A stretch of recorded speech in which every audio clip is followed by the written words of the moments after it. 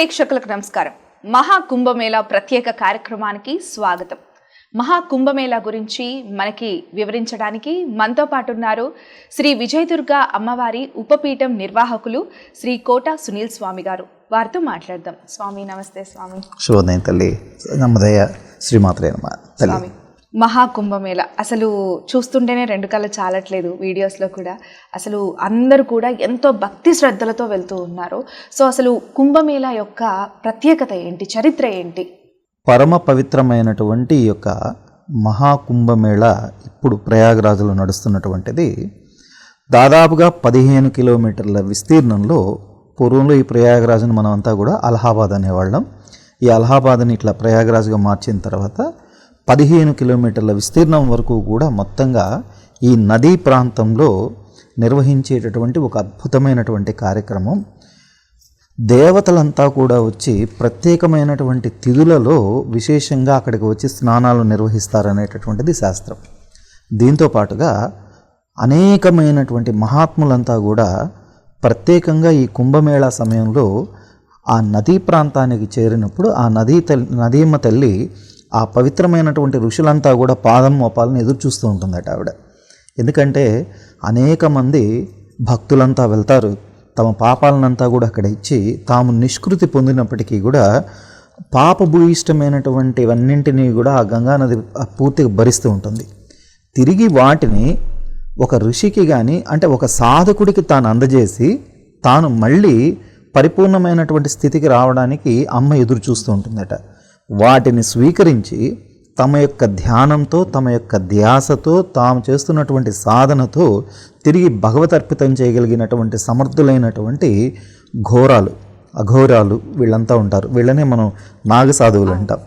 ఇటువంటి వాళ్ళు ఎవరైతే ఉన్నారో వాళ్ళంతా కూడా అక్కడ పవిత్రంగా ఆ ప్రదేశానికి వెళ్ళినప్పుడు అందులో స్నానం చేసినటువంటి ఒక్క కారణం చేత అనేక మంది తిరిగి అందులో మళ్ళీ ఆ స్నానం చేయటం వల్ల వాళ్ళ యొక్క పాద స్పర్శతో పావనమైనటువంటి ఆ క్షేత్రంలో ఉన్నటువంటి అమ్మవారి తీర్థాన్ని తీసుకున్న వాళ్ళంతా కూడా పునీతమవుతారు. కాబట్టి ఇప్పుడు దాదాపుగా మనకి ఒక మొదటి రోజే 1,50,00,000 మంది పైన హాజరైనట్టుగా ఉంది. ఏ రోజుకి ఆ రోజు జనాలు పెరుగుతూ ఉన్నారు. మరీ ప్రత్యేకించి మన తెలుగు రాష్ట్రాల నుంచి వెళ్తున్నటువంటి వారి సంఖ్య మరీ విపరీతంగా ఉంది. చాలా ఆనందంగా ఉంది ఈ విషయంలో. అటువంటి విశేషమైనటువంటి ప్రాంతంలో ప్రత్యేకంగా ప్రయాగరాజులో 3 నదీ సంగమాలు ఉన్నాయి. గంగా, యమున, సరస్వతి.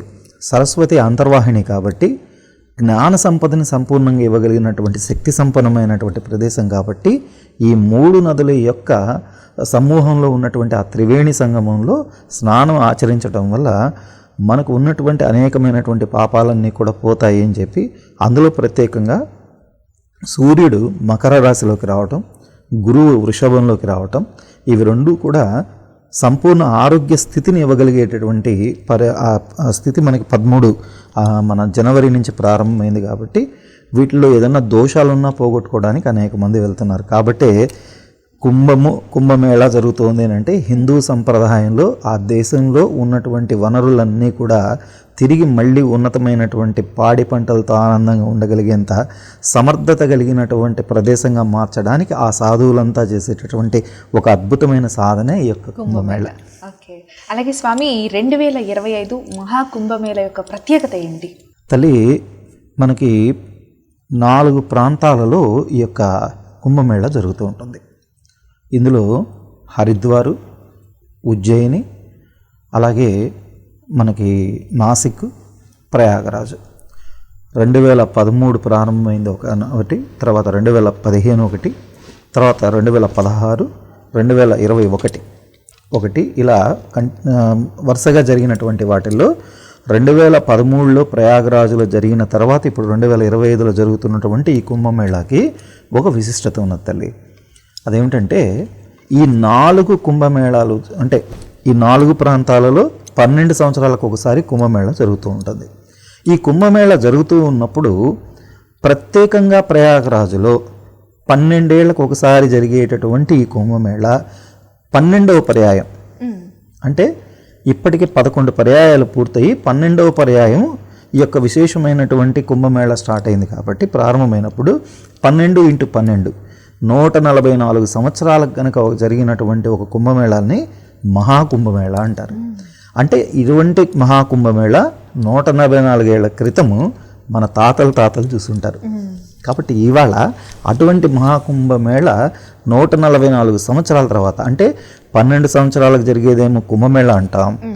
ఇలా 144 సంవత్సరాలకి 12 సంవత్సరాలకి వచ్చేటటువంటి ఒక కుంభమేళ 12 పర్యాయాలు వస్తే అది మహాకుంభమేళ అవుతుంది. కాబట్టి ఇది 12వ పర్యాయం వచ్చింది. కాబట్టి ఈ 2025కి ఒక గొప్ప విశిష్టత ఉంది. దాంతోపాటుగా అనేకమైనటువంటి గ్రహాలన్నీ కూడా ఒకే రాశి మీద రావటం అనేటటువంటిది కూడా ఒక ప్రత్యేకతను సంతరించుకుని ఈ సంవత్సరం మహావిశేషంగా జరగబోతోంది. కాబట్టి ఇందులో మనం రోజు మనం ప్రత్యేకంగా గమనిస్తూ ఉంటే యూట్యూబ్లో మొదలుకొని ప్రతి చోట కూడా అనేక మంది సాధువులు కనపడుతూ ఉన్నారు. నేను నిన్న ఒక 2 రోజుల క్రితం గమనిస్తే ఒక మాతాజీ గారు ఆవిడ అలా కూర్చొని ఉన్నారు, సాధన చేస్తూ ఇలా తిప్పి ముద్రలు వేస్తూ ఉన్నారు. కంటి ముందరనే అగ్ని ప్రత్యక్షమైంది, కంటి ముందర వచ్చింది. అంటే ఇటువంటి మహాత్ములంతా కూడా ఈ ప్రత్యేకంగా ఈ సందర్భంలో వాళ్ళని దర్శనం చేసుకోవటం వల్ల మనం కూడా పునీతులు అవ్వగలిగేటటువంటి ఒక అద్భుతమైనటువంటి కార్యక్రమం ఈ మహాకుంభమేళకు ఉంది. కాబట్టి ఈ 144 ఏళ్లకు వచ్చేటటువంటి మహాకుంభమేళకి 12 సంవత్సరాలకు వచ్చేటటువంటి కుంభమేళకు కూడా రానటువంటి అనేక మంది మహాత్ములు వస్తారు. కాబట్టి దీనికి ప్రత్యేకత ఉంది. ఓకే స్వామి, అలాగే 3 కుంభాలు ఉంటాయంటారు కదా, అంటే మహాకుంభం, పూర్ణ కుంభం, అర్ధ కుంభం అని. వీటి అర్థాలు ఏంటి స్వామి? మహాకుంభం అనేటటువంటిది అర్థం అంటే 12 సంవత్సరాలకి ఒక పర్యాయం వస్తే దాన్ని కుంభమేళ అంటాం. 12 సంవత్సరాలకు వచ్చేటటువంటి కుంభమేళ అటువంటిది 12 పర్యాయాలు గనక వస్తే దాన్ని మనం ఏమంటాము అంటే మహాకుంభమేళ అంటాం. అలాగే ఒక కుంభమేళాన్ని సిద్ధపరచుకోవడం కోసంగా అర్ధ కుంభమేళ అనేటటువంటి దాన్ని కొంతమంది సాధువులు ఏం చేస్తారంటే ముందుగానే హరిద్వారు, ప్రయాగరాజులో మాత్రమే, మిగతా ఇంకా 2 ఉజ్జయిని, నాసిక్లో చేయకుండా ఇవి 2 ప్రాంతాలలో మాత్రమే ఏం చేస్తారంటే ముందస్తు ప్రణాళికగా ఒక కుంభమేళాన్ని వాళ్ళు పరుచుకుని రాబోయేటటువంటి కుంభమేళ కోసం ఇక్కడి నుంచే కార్యక్రమం మొదలు పెడతారు. ఇవి ఈ 2 ప్రాంతాల్లోనే జరుగుతాయి. వీటిని మనం అర్ధ కుంభమేళ అంటాం. కాబట్టి మహాకుంభమేళ 144 ఏళ్ళకు వస్తుంది. అది కేవలం ప్రయాగరాజుకు మాత్రమే. అక్కడ ఎందుకు ప్రత్యేకత అంటే అక్కడ 3 నదుల సంగమం ఉంది కాబట్టి దానికిగా అక్కడ ప్రత్యేకత ఉన్నది, మిగిలిన చోట ఉండదు. అలాగే కుంభమేళ అనేది 4ంటికి ఆయా ప్రదేశాలలో ఆ గురువు అలాగే సూర్యుడు వాళ్ళ యొక్క స్థానాన్ని బట్టి అంటే ప్రతి 12 ఏళ్లకు ఒకసారి గురువు, ప్రతి 12 ఏళ్లకు ఒకసారి సూర్యుడు ఒక్కొక్క రాశిలోకి ప్రవేశిస్తూ ఉంటారు. ఒక్కొక్క సంవత్సరం ఒక్కొక్క రాశిలోకి. ఈ 12 ఏళ్లలో ఏ సందర్భాల్లో ఏ రాశిలో వచ్చారో దాన్ని బట్టి అక్కడ కుంభమేళాన్ని మనం నిర్ణయం చేసుకోవడం జరుగుతుంది. కాబట్టి ఇవి 3 కూడా ఆ విధంగా ఏర్పడినటువంటివి. కాబట్టి ఇది అర్ధమేళ, తర్వాత అర్ధ కుంభమేళ, మహాకుంభమేళ, కుంభమేళ. ఓకే స్వామి, అలాగే ఈ కుంభమేళాకి పురాణ కథలు ఏమన్నా ఉన్నాయా? పురాణ కథలు అంటే అమ్మా ప్రత్యేకించి ఏం జరుగుతుందంటే అసలు ఈ కుంభమేళ ఏర్పడటానికి ఉన్నటువంటి ప్రత్యేకమైనటువంటి కారణం, పూర్వంలో మనకి సముద్రంలో అమృతం కోసంగా దేవతలు దానవులు ఇద్దరూ కూడా అమృత భాండాన్ని చిలకడం మొదలుపెట్టారు. ఆ చిలికినప్పుడు 14 రత్నాలు వచ్చాయి. అందులో లక్ష్మీదేవి వచ్చారు, కామధేను వచ్చింది, కల్పవృక్షం వచ్చింది, అలాగే చంద్రుడు వచ్చాడు. ఇలా అనేక మంది వచ్చినటువంటి ఈ విశేషమైనటువంటి ఈ యొక్క రత్నాల్లో నుంచి మరొక రత్నం ధన్వంతరి, ఆయన ఏం చేశాడంటే అమృతాన్ని అలా తీసుకుని పైకి వచ్చాడు. ఆ పైకి వచ్చినప్పుడు రాక్షసులు దానవులు ఇద్దరు కూడా కొట్టుకోవడం మొదలుపెట్టారు. అలా కొట్టుకోవడం మొదలుపెట్టినప్పుడు మోహిని రూపంలో ఉన్నటువంటి అమ్మవారిగా వచ్చినటువంటి విష్ణువు ఆ భాండాన్ని అంతా తీసుకుని అక్కడి నుంచి దూరంగా వెళ్ళటం జరుగుతుంది. అలా ఆ పాత్రను ఆయన తీసుకుని వెళ్తూ ఉన్నప్పుడు 4 ప్రాంతాలలో ఆ చుక్కలు కాస్త 4 నదులలో పడతాయి. అలా ఏ ప్రాంతాల్లో పడ్డాయో అక్కడ విశేషంగా ఈ యొక్క కుంభమేళాన్ని నిర్వహిస్తున్నారు. అలా 4 ప్రాంతాలు పడినటువంటి మనకి హరిద్వార్ ఒకటి, నాసిక్ ఒకటి, ఉజ్జయిని ఒకటి, తర్వాత ప్రయాగరాజు. ఈ 4 ప్రాంతాలలో ఆ అమృత బిందువులు పడటం వల్ల ఈ ప్రాంతాలలో ఎవరైతే కనుక కుంభమేళ 12 సంవత్సరాలకి, మళ్ళీ 12 సంవత్సరాలకి ఎందుకు పెట్టారు అని అంటే దానికి ఒక కారణం ఉంది. దేవతలు దానవులు ఈ అమృతం కోసంగా చేసినటువంటి యుద్ధం 12 రోజుల పాటు జరిగింది. వాళ్ళ కాలంలో అక్కడ చేసేటటువంటి యుద్ధం 12 రోజులు అంటే మనకు 12 సంవత్సరాలు లెక్క. అంటే వాళ్ళకి ఒక రోజు, మనకి ఇక్కడ ఒక సంవత్సరం లెక్క. కాబట్టి ఈ 12 సంవత్సరాలు కూడా ఆ 12 రోజులకి ప్రతీకగా 12 రోజుల పాటు జరిగినటువంటి యుద్ధం కారణంగా ఈ 12 సంవత్సరాలకి ఒక విశేషంగా ఈ కుంభాన్ని ఏర్పాటు చేయడం జరిగింది. అలా ఆయా ప్రాంతాలలో ఆ గురువు సూర్యుడు ఇందాక మనం అనుకున్నట్టుగా ప్రవేశించి, అలా ప్రవేశించినప్పుడు అక్కడ ఏర్పడినటువంటి ఆ యొక్క విశేషమైనటువంటి ఆ స్థానం ఏదైతే ఉన్నదో దాన్ని బట్టి అక్కడ కుంభమేళ ఆ సంవత్సరం నిర్ణయం జరుగుతుంది. స్వామి, మీరు 4 చోట్ల జరుగుతాయి అని అన్నారు. ఎప్పుడు, ఎక్కడ జరుగుతాయి? ప్రత్యేకంగా అమ్మ హరిద్వార్ ప్రాంతంలో తీసుకున్నప్పుడు సూర్యుడు కుంభరాశిలోకి ఉంటాడు గురువు, అలాగే సూర్యుడికి వచ్చేసరికి మేషంలో ఉంటాడమ్మా. అలా గురువు కుంభరాశిలోకి, సూర్యుడు మేషరాశిలోకి ఏ సంవత్సరం వస్తాడో ఆ సంవత్సరం మనకి విశేషంగా హరిద్వార్లో జరుగుతుంది. ఇది మొన్న 2021లో అక్కడ కుంభమేళా జరిగింది, మనందరికీ తెలిసిందే. రెండవది ప్రయాగరాజ్లో దాదాపుగా 2013లో సూర్యుడు మకరంలో ఉన్నాడు, గురువు వృషభంలోకి వస్తాడు. అలా వచ్చినప్పుడు ఆ విశేషంగా ప్రయాగరాజులో జరుగుతుంది. ఇప్పుడు జరుగుతున్నది కూడా సూర్యుడు మకరంలోకి, సరిగ్గా మనకి మకర సంక్రాంతి అదే గుర్తుంది కదా, ఆ మకరంలోకి ప్రవేశించాడు. ఆ వెంటనే గురువు కూడా వృషభంలోకి వచ్చాడు కాబట్టి ఇప్పుడు ఇక్కడ ప్రయాగరాజులో అయింది. అలాగే విశేషంగా మనకి నాసిక్ వెళ్ళినప్పుడు సూర్యుడు సింహరాశిలోనే ఉంటాడు, అలాగే మనకి గురువు కూడా సింహరాశిలోనే ఉంటాడు.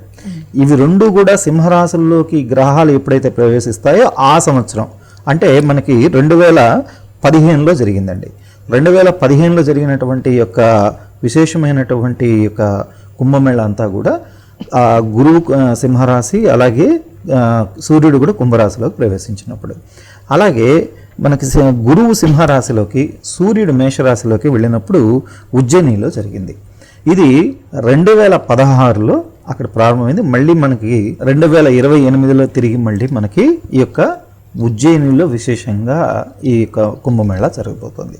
కాబట్టి 4 కుంభమేళాలు, 4 విశేషమైనటువంటి ఆయా గ్రహాలు, అంటే గురువు 12 రాశుల్లోకి 12 సంవత్సరాలు పడుతుంది. ఆయన ఒక్కొక్క రాశిలోకి ఒక్కొక్క సంవత్సరం ప్రవేశిస్తాడు. సూర్యుడు కూడా ఒక్కొక్క రాశిలోకి ఒక్కొక్క సంవత్సరం ప్రవేశిస్తాడు.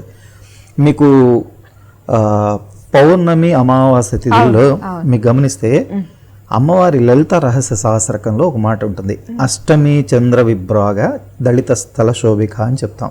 అంటే అష్టమి తిథికి ఒక విశిష్టత ఉంది. ఎట్లా అంటే పాడ్యమి తిథి నుంచి పౌర్ణమికి వెళ్ళినా, మళ్ళీ పౌర్ణమి నుంచి మళ్ళీ అమావాస్య దగ్గరికి వచ్చిన మధ్యలో అష్టమి తిథి మాత్రం మధ్యలో ఉంటుంది. ఇక్కడి నుంచి ఇవన్నీ కూడా తగ్గుతూ వస్తాయి. అంటే పౌర్ణమి నుంచి అమావాస్యకి కళలు తగ్గుతూ వస్తాయి, అమావాస్య నుంచి మళ్ళీ కళలు పెరుగుతూ వస్తాయి. కానీ అష్టమి దగ్గరికి వచ్చేసరికి మాత్రం సమానంగా ఉంటుంది. అలానే ఇక్కడ కూడా సింహరాశి మధ్య భాగంలో ఉంటుంది. కాబట్టి మీకు నాసిక్లోకి వచ్చేసరికి ఏమవుతుందంటే గురువు అలాగే సూర్యుడు ఇద్దరు కూడా సింహరాశిలోకే వస్తారు. సింహరాశిలోకి ఎప్పుడైతే వచ్చారో మధ్య భాగంలోకి వచ్చారు కాబట్టి అక్కడ విశేషంగా ఆ యొక్క విశేషమైనటువంటి మహాకుంభమేళ అక్కడ నిర్వహించడం జరుగుతుంది. స్వామి, అలాగే ఈ కుంభమేళాలో నదుల యొక్క ప్రాముఖ్యత గురించి తెలియజేస్తారా? కుంభమేళాలో విశేషంగా మనం గమనిస్తేమ్మా, మీకు హరిద్వార్ దగ్గరికి వెళ్ళినప్పుడు గంగా నదికి ఒక విశిష్టత ఉంది. నాసిక్ వెళ్ళినప్పుడు గోదావరి నదికి ఒక విశిష్టత ఉంది. అలాగే మనకి ఉజ్జయినికి వెళ్ళినప్పుడు క్షిప్రా నది అంటాం, ఆ నదికి విశిష్టత ఉంది. ఇవి అన్నింటిలో కూడా ఒక్కొక్క నదీ ప్రవాహం మాత్రమే ఉంటుంది. కానీ ప్రయాగరాజ్కి వచ్చేసరికి మాత్రం 3 నదుల యొక్క సంగమం అవుతుంది. అలా 3 నదుల యొక్క సంగమం ఏదైతే ఉన్నదో ఇక్కడ విశేషమైనటువంటి శక్తి ఉండటం వల్ల శంకరాచార్యుల వారు కూడా 4 పీఠాలు ఉన్నాయి. మనకి 4 పీఠాలలో ఆయన స్థాపన చేశారు. బద్రీనాథ్ పీఠంలో ఒక శక్తిపీఠాన్ని పెట్టారు, ద్వారకలో ఒక శక్తిపీఠం పెట్టారు, అంటే ఆయన స్థానం, ఆయన పీఠాన్ని ఏర్పరచుకున్నారు. తర్వాత ఇక్కడ మన పూరిలో ఒక పీఠాన్ని పెట్టుకున్నారు. అలాగే శృంగేరిలో ఒక పీఠం ఉంటుంది.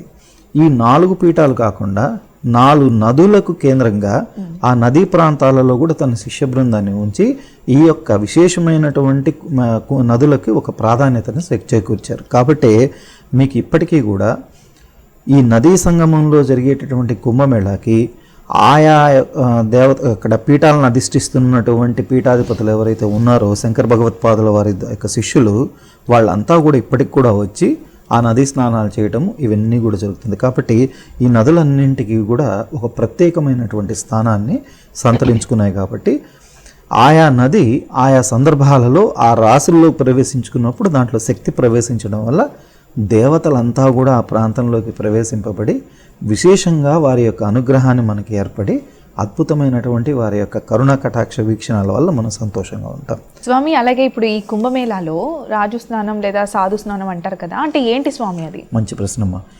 ఈ సాధు స్నానము లేదా రాజస్నానం అంటే అర్థం ఏంటంటే కొన్ని తిథులు నిర్ణయించబడ్డాయి.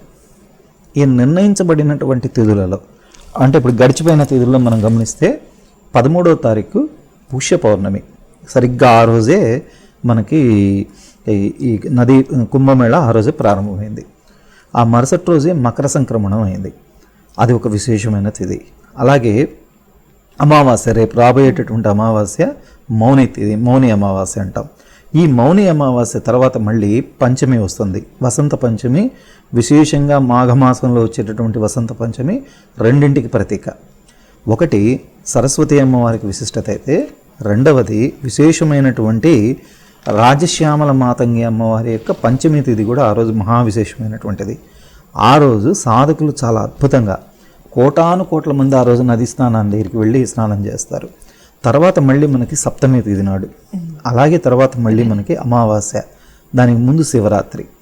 ఇవన్నీ కూడా వీటిని ఏమంటారంటే రాజస్నానాలు అంటారు. ఈ సందర్భాలలో దేవతలంతా కూడా వచ్చి స్నానాలు చేస్తారు. ఎట్లా వస్తారు అని అంటే అది కూడాను మనుషుల రూపంలోనే వస్తారు. మన ముందరనే తిరుగుతుంటారు కానీ మనం గుర్తించాం వాళ్ళని. అలా వచ్చి సాధువులతో పాటు ప్రతి ఒక్కళ్ళు కూడా వచ్చి ఆ ప్రాంతాల్లో ఆ స్నానం చేస్తారు. కాబట్టి ఆ రోజు అక్కడ దొరికిన జలాన్ని అంత నెత్తిని నీళ్లు చల్లుకున్నా కూడా చేసిన కర్మలన్నీ పోతాయని పెద్దవాళ్ళు అంటూ ఉంటారు. కాబట్టి రేపు మీరు గమనించండి, 3వ తారీఖు జరిగేటటువంటి వసంత పంచమికి పేపర్ నిండా ఇవే వస్తాయి. విశేషమైనటువంటి జనాలు కనపడతారు, కోట్ల కొద్ది కనపడతారు. ఇన్ని కోట్ల మంది ఒక ప్రాంతంలో నిక్షిప్తమయ్యి ఒక అద్భుతమైనటువంటి ఒక కార్యక్రమంలో పాల్గొనడం, దాంట్లో ఆ యొక్క విశేషమైన ఫలాన్ని పొందడం అనేది ఒక్క భారతీయులకే చెల్లిందమ్మా. కాబట్టి భారతీయ సంస్కృతి, భారతీయుల యొక్క నాగరికత, ఈ హైందవ సంస్కృతిలో ఉండేటటువంటి అనేకమైనటువంటి కొలమానాలన్నింటికి ప్రతీకగా నిలబడింది మహాకుంభమేళ. ఓకే, ఎంత విశిష్టత ఉంది స్వామి, నిజంగా అంటే మీరు చెప్తుంటేనే అనిపిస్తుంది ఎంత గొప్పది అసలు అని. అలాగే స్వామి, ఇప్పుడు మహాకుంభమేళాకి ఇప్పుడే ఎందుకు వెళ్ళాలి అని చాలా మందికి డౌట్ ఉంటుంది. సో దీనికి ఏం చెప్తారు? కుంభమేళాకు కూడా ఇప్పుడు వెళ్ళటం వల్ల విశిష్టత ఏమిటంటే ఆ ప్రాంతాలలో సుభిక్షమైనటువంటి మహాత్ముల యొక్క దర్శనము. ఇంకొక విషయం కూడా, మనం మహాత్ముల్ని గుర్తించలేకపోవచ్చు, కానీ మహాత్ముని యొక్క కంటి చూపు మన మీద పడటం వల్ల మనలో ఉండేటటువంటి కర్మలు కూడా పోతాయి. కాబట్టి అనేక మంది సాధువులంతా తిరుగుతుంటారు. కాబట్టి ఏ ఒక్కరి కంటి చూపైనా మన మీద పడితే మన కర్మలు పోవచ్చేమో, అతి స్వార్థం దాంట్లో. కాబట్టి ఎప్పుడు ఏ కార్యక్రమం అంటే ఆ కార్యక్రమం వెళ్ళాల్సిందే. సాధువులు కూడా స్వామి మహాకుంభమేళ అప్పుడే బయటికి వచ్చి ఇంకా తర్వాత అసలు కనపడరు అంటారు కదా? కరెక్ట్ అమ్మా, మీకు అందులో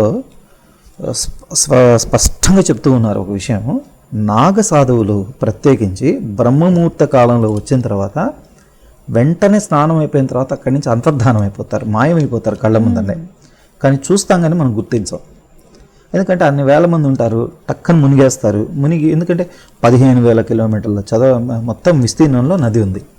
ఆ నదీ ప్రాంతంలో ఎక్కడో టక్కన మునిగిపోతారు వాళ్ళు లేచారో తెలియదు, కూర్చున్నారో తెలియదు, టక్కన అంతర్ధానం అయిపోతారు. అటువంటి ప్రదేశంలో వాళ్ళు అంతర్ధానం అయినా కూడా వాళ్ళు కాస్తసేపు మునిగి వచ్చారు కదా. అంటే వాళ్ళు అక్కడ పోవడంగానే ఏమైంది, గంగకు మనం ఇచ్చినటువంటి కర్మ ఏదైతే ఉన్నదో ఆ కర్మనంతా కూడా గంగమ్మ అంతకాలం మోసిన తల్లి ఆ మహాత్ముడి యొక్క పాదస్పర్శనం కావడంగానే, నాయన నువ్వు గొప్ప సాధకుడివే, కాబట్టి నీకు ఇది అంత చేయడం వల్ల నువ్వు భగవంతుడికి ఇవ్వగలవు, కాబట్టి ఇదిగో నీకు అప్పచెప్పానని ఆయన పాదాలకు అందించింది కదా, ఇప్పుడు పునీతమైంది కదా తల్లి. ఆ పాదస్పర్శ జరిగినటువంటి ఆ ప్రదేశంలో మనం వెళ్ళి కాస్త పునీతం అవ్వగలిగితే ఆ పుణ్యం ఎలా ఉంటుంది. కాబట్టి సాధు దర్శనం మహాపుణ్యం అని అంటారు. స్వామి, అలాగే కుంభమేళాకి ప్రతి ఒక్క భక్తుడు వెళ్ళాలని ఎదురు చూస్తూ ఉంటాడు. కుంభమేళాకి వెళ్ళే భక్తుడు ఎలాంటి నియమాలు పాటించాలి? కుంభమేళాకి నియమ నిబంధనలు ఏం లేవమ్మా. ఉన్నదల్లా మనసును కాస్త సంస్కరించుకొని వెళ్ళడం చాలా ప్రధానమైనటువంటిది.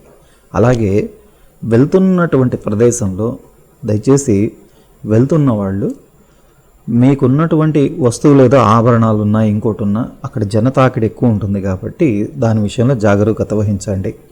రెండవది, ప్రత్యేకంగా మీరు వెళ్తూ ఉన్నటువంటి ప్రదేశంలో కుంకుమ, పసుపు ఇవి రెండూ కూడా గంగకు మనం అర్పణం చేయడం అనేటటువంటిది చాలా ప్రాధాన్యతను సంతరించుకున్నది కాబట్టి దీపాన్ని అక్కడ వదిలిస్తారు. ఆ దీపం కావచ్చు, ఇవి రెండు కూడా పసుపు, కుంకుమ ఇవి రెండు కూడా మనం అమ్మవారికి సమర్పించుకునేటటువంటి ఒక ప్రయత్నం. దాంతోపాటుగా అవకాశం ఉన్నవాళ్ళు వస్త్రాన్ని కూడా సమర్పించుకుంటారు కొంతమంది. అలా ఏదన్నా ఉంటే ఆ వస్త్రాలను ఇవ్వటం. వీటితో పాటుగా మనం జాగ్రత్తగా వహించవలసినటువంటి ముఖ్యమైనటువంటి విషయం, ఆహార నియమాలు చాలా జాగ్రత్తగా ఉండాలి. ఎలా పడితే అక్కడ అలాంటి ఆహారాలు తీసుకుని వెళ్ళేటటువంటి ప్రయత్నం చేయకూడదు. కాబట్టి సరైనటువంటి ఒక సాత్విక ఆహారం. ఇంకా ప్రత్యేకంగా మనకు అడుగడుగున తిరుమల తిరుపతి దేవస్థానంలో మీరు గమనించండి, గర్భగుడికి వెళ్ళేంత వరకు కూడా ప్రతివాడు గోవింద గోవింద నడుచుకుంటాడు. గర్భగుడికి ప్రవేశించే టయానికి ఒకడెవడు నెడతాడు, వీళ్ళిద్దరూ కొట్టుకుంటారు. ఈ లోపల ఇంకొకళ్ళు లాగేసి బయటకు తోసేస్తాడు. ఇప్పుడు ఆ గర్భాలయం లోపల నుంచి వచ్చే లోపల వీడి దృష్టి అంతా ఎక్కడ ఉంటుందంటే వీడు తోసాడనే దాని మీద ఉంటుంది, కానీ వెంకటేశ్వర స్వామి దగ్గర పోయిన తర్వాత ఆ దృష్టి రాదు. ఇది పరీక్ష. కాబట్టి ఆ సమయంలో సంయమనం పాటిస్తూ మనం తగు రీతిలో ఎవరితో ఏ రకమైనటువంటి వైరుధ్యం లేకుండా వెళ్ళటం ఒకటి. ప్రయాగరాజుకు వెళ్ళి అలా చక్కగా చేసుకున్నటువంటి వారికి ఒక అద్భుతమైనటువంటి అవకాశం, మన ప్రాంతం వాళ్ళకు ఉన్నటువంటి అవకాశం అయోధ్య దగ్గరగా ఉంటుంది స్వామివారి దర్శనం చేసుకోవటం. ప్రత్యేకంగా కాశీకి వచ్చి కాశీలో ప్రత్యేకంగా స్వామివారిని అక్కడ చూడవలసినటువంటి వాళ్ళు చింతామణి గణపతిని చూడాలి, తర్వాత అమ్మవారిని చూడాలి, అమ్మవారితో పాటు విశేషంగా కాలభైరవుడిని చూడాలి, కాలభైరవుడి తర్వాత స్వామివారిని అభిషేకం చూడాలి. ఆ తర్వాత ప్రత్యేకంగా అక్కడ వారాహి అమ్మవారి దర్శనం చేసుకోవాలి. ఈ వారాహి అమ్మవారు అక్కడ గ్రామదేవత ఆవిడ కాబట్టి ఇవన్నీ కూడా దర్శనం చేసుకుని స్వామి అనుగ్రహం పొందిన తర్వాత స్వామి నేను వెళ్ళొచ్చాను అని స్వామికి చెప్పుకొని మనం మనకు ప్రాంతానికి వచ్చేయటం అనమాట. ప్రత్యేకంగా ఎయిర్పోర్ట్ నుంచి ఇటువంటి ప్రయాణాలు చేస్తున్న వాళ్ళకి మాత్రం క్యాన్లల్లో జలాల్ని అనుమతించారమ్మా. ఒక బాటిల్లో మాత్రమే ఆ నీళ్లు తెచ్చుకునేటటువంటి అవకాశం ఇస్తారు. ఆ బాటిల్లో మాత్రమే తెచ్చుకోవాలి. రైళ్లలో వీటిలో ప్రయాణం చేస్తున్న వాళ్ళు కానీ అక్కడ కొన్ని పారిశుద్ధ్య నియమాలు కొన్నిటిని అనుసరిస్తారు కాబట్టి సాధువుల దగ్గర చాలా జాగరూకతగా ఉండాలి. అక్కడ అనేక మంది సాధువులు తిరుగుతూ ఉంటారు. తొందరపడి మనం ఒక మాట మాట్లాడడం తొందరపడి, ఎందుకంటే అక్కడికి వెళ్ళినంతసేపు నువ్వు ఎంత నామస్మరణ చేసుకుంటావో అంతమంది దృష్టి నీ పైన పడుతూ ఉంటుంది, వాళ్ళందరి యొక్క అనుగ్రహం నీ పైన ఉంటుంది. నువ్వు ఏదో సాధారణంగా నలుగురితో పడిపోయావని 4 మాటలు మాట్లాడుకుంటూ సరదాగా వీళ్ళు నవ్వుతే బాగుంటుంది వాళ్ళు నవ్వుతే బాగుంటుంది అనుకుని వాళ్ళతో మాట్లాడుతున్నావు అంటే నువ్వు పొందవలసినటువంటిదంతా కోల్పోతావు అక్కడ. అది కుంభమేళలో ఉన్న రహస్యం. కాబట్టి వెళ్ళినంతసేపు ఆవిడ అనుగ్రహాన్ని, స్వామి అనుగ్రహాన్ని కోరుకోవాలి. ఓకే స్వామి, కుంభమేళా గురించి నిజంగా దాని విశిష్టత, దాని యొక్క ప్రాముఖ్యత గురించి ఎంతో చక్కగా తెలియజేశారు. ప్రతి ఒక్కళ్ళు కూడా అంటే యాక్టివియాస్ అందరికీ కూడా అసలు ఏంటి కుంభమేళా అంటే అనేది తెలుసుకోవాలని ఎంతో ఆతృత ఉండింది. సో ఈరోజు చక్కగా తెలియజేశారు మాకు. Thank you Swami, thank you so much. Act TV ప్రేక్షకులందరూ కూడా ఈ కుంభమేళా కార్యక్రమంలో చక్కగా వెళ్ళి మహాకుంభంలో స్వామివారి యొక్క అనుగ్రహం ద్వారా మీరంతా కూడా నదీ స్నానాలు చేసి పరమ పవిత్రమైనటువంటి ఈ యొక్క 144వ విశేషమైనటువంటి సంవత్సరంలో వచ్చినటువంటి ఈ మహాకుంభమేళ యొక్క అనుగ్రహాన్ని, స్వామి అనుగ్రహాన్ని, దేవతల అనుగ్రహాన్ని మీరంతా కూడా పొందాలని హృదయపూర్వకంగా కోరుకుంటున్నాను. శుభం తల్లి, శుభం.